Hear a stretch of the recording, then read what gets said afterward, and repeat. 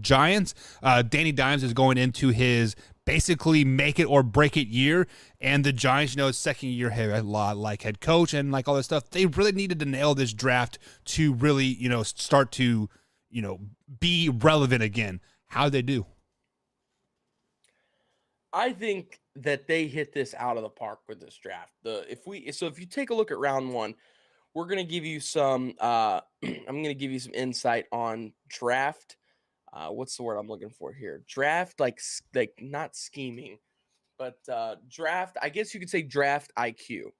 So the Giants came in with the fifth and the seventh pick, and at that fifth and seventh pick, they really did not expect Kayvon Thibodeau and Evan Neal and Ikwanu, or whatever his last name is, from NC State, the offensive tackle. They did not expect all three of those players to be there.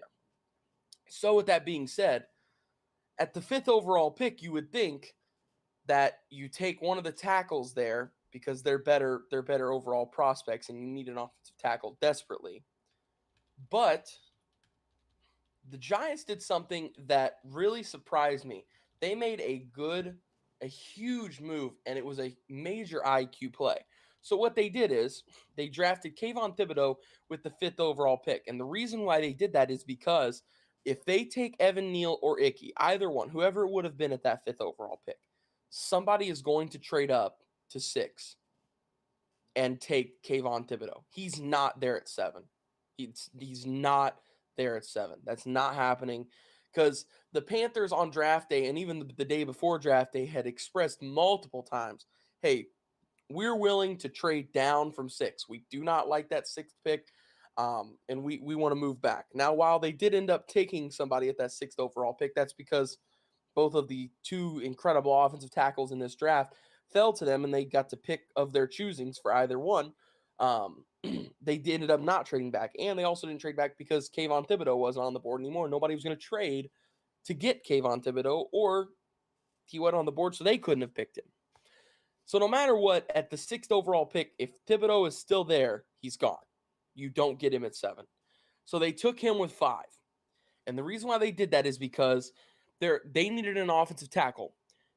Icky and Evan Neal are, in my eyes, 6 1, half dozen the other. I think they're both going to go on to have legendary NFL careers. I think they're both going to go on to have, incredible success, in both of their respected teams and on both of their respected careers. I think they're both going to do great things.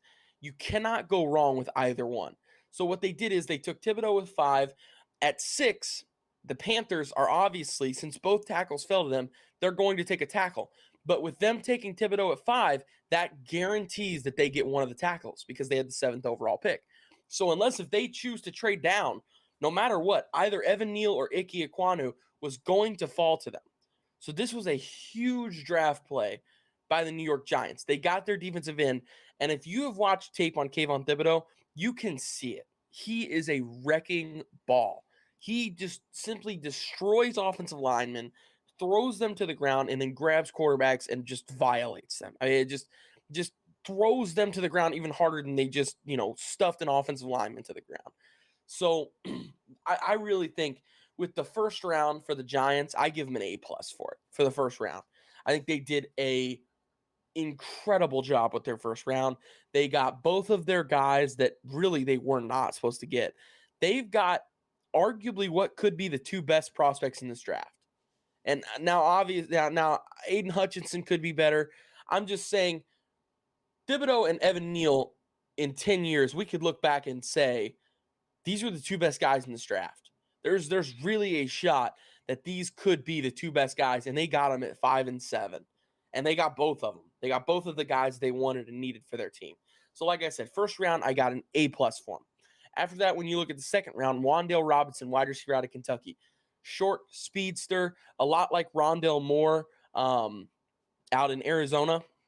I think Wan'Dale Robinson is a elusive playmaker. He makes explosive plays. Huge addition for them in the second round. And Wan'Dale kind of flew under the radar too for the wide receivers. On day 2, whenever, the days had started, some of the names being thrown around were Watson. Some of the names being thrown around were, Sky Moore. Some of the names being thrown around were George Pickens. You didn't really hear of Wan'Dale Robinson, and I was fairly surprised with that. I thought he was a really good wide receiver who had a great college career at Kentucky, and I was very impressed with their second round pick as well with Wan'Dale Robinson.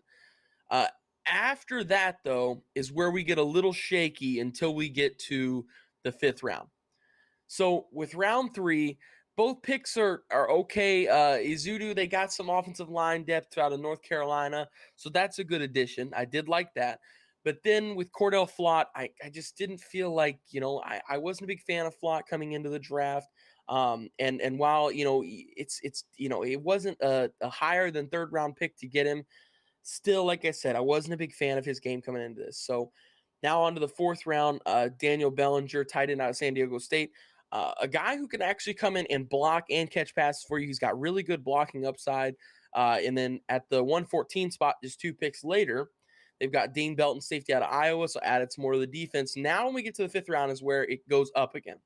Micah McFadden out of Indiana. This could be the steal of the draft.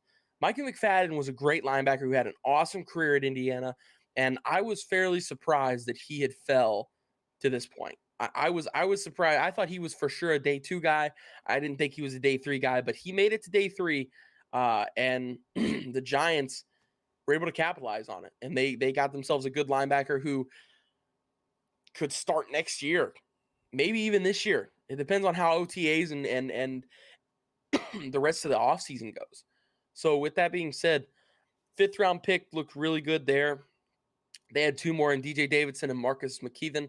Once again, just adding more to the offensive line. And I liked that they went with 2 Carolina guards because the chemistry is already there. They've already built that. Those guys can work together. You already know somebody inside of the building now. So that right there immediately adds to the team chemistry. It's going to be a more enjoyable experience, heading to a new team and all that. So that just makes everything easier on your players. Then when we look at the 6th round, Darian Beavers, linebacker out of Cincinnati, another solid pick there. So overall, best pick for the New York Football Giants is number 5 overall, round 1, Kayvon Thibodeaux, because of the way they played their cards. They were playing chess. The rest of the league was playing checkers, and they took advantage of that. And they got themselves, like I said, they got 2 great prospects in that 1st round. So overall, I was extremely impressed with both New York teams, with the Jets and the Giants drafts. I think both of them really just did a great job. But with that being said, I'm going to give the New York Giants, I'm going to give them a. See, this one's tough because I want to go A, but I feel like there was just a little bit of a drought from round 3 to round 4. So part of me wants to give them the A minus, but you know what? Like I said, that 1st round move was an A+ move for me. I mean, it was impressive. I was really impressed with how the Giants handled that situation. Normally, it's dumpster fire time when that stuff comes about. So with that being said, I'll give them an A. All right, so you're giving the New York Giants an A. The only thing that I don't like is that they did not explore opportunities to really build picks for next year, because if Daniel Jones is a bust, and isn't their quarterback, they might need those picks for next year to move up to get a solid quarterback in the draft.